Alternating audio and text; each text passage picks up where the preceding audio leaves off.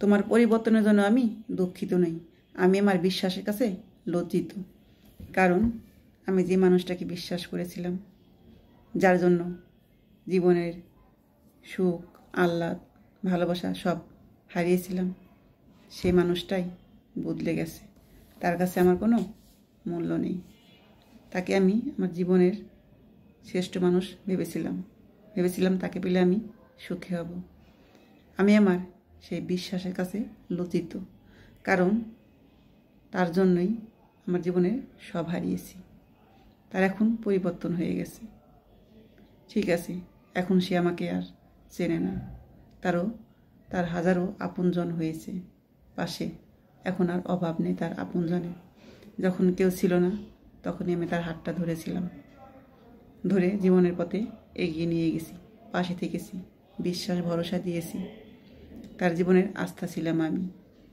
আর সেই মানুষটাই বদলে গেছে চোখের পলকে।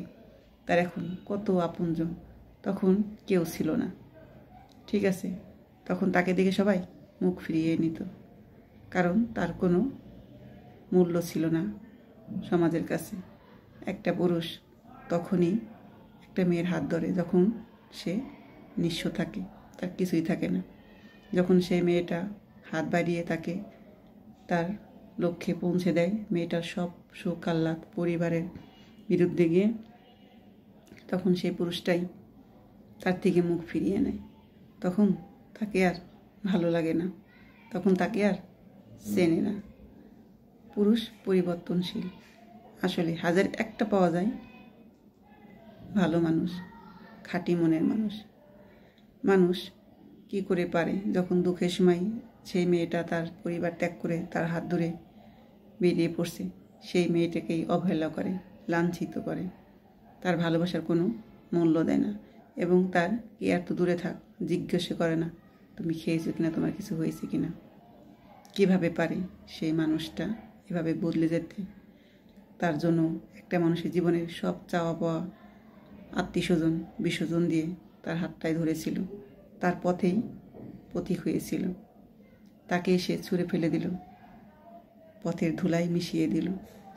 কি করে মানুষ এভাবে বদলে যেতে পারে? আসলে মানুষ খুব ভয়ঙ্কর। কাকে বিশ্বাস করবেন?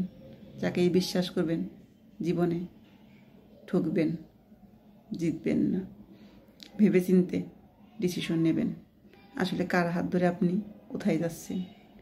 সে কি শেষ পর্যন্ত আপনার ভালোবাসার মর্যাদা দেবে, নাকি আপনাকে ফেলে হারিয়ে যাবে অন্য কারো মাঝে?